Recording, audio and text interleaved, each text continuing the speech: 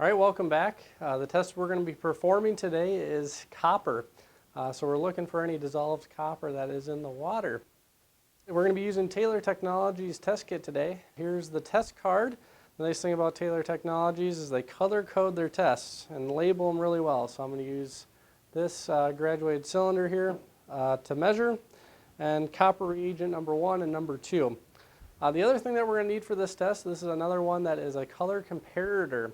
And what that means is we're going to look at this scale and we're going to make sure that we are matching the color indicated.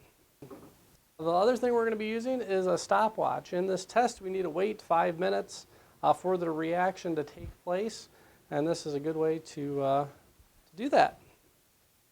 Lastly, something to wipe your frosted glass with.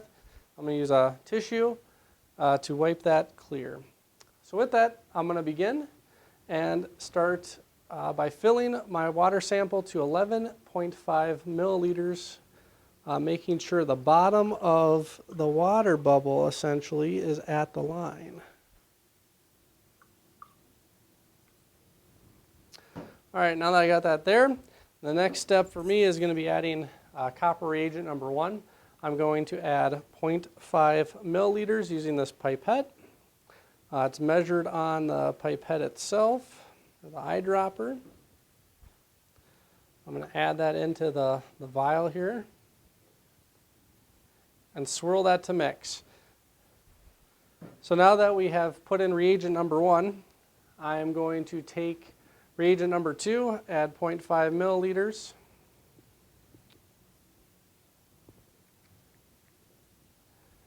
And then swirl that around. The steps say add this to your vial here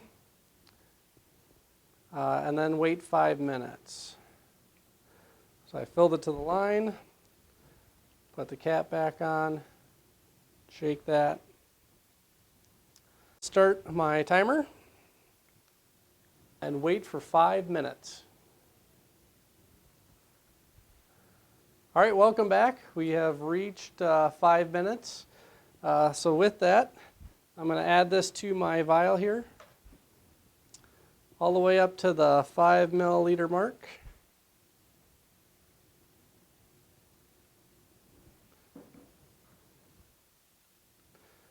I'm going to dry it off, put the frosted side back into the color comparator, and then I'm going to take this and look in a light source and try to match as best as I can.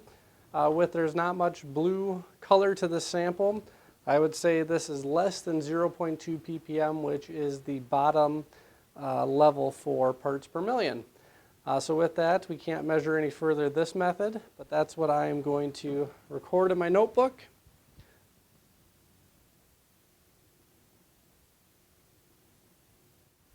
And with that, that concludes the copper test.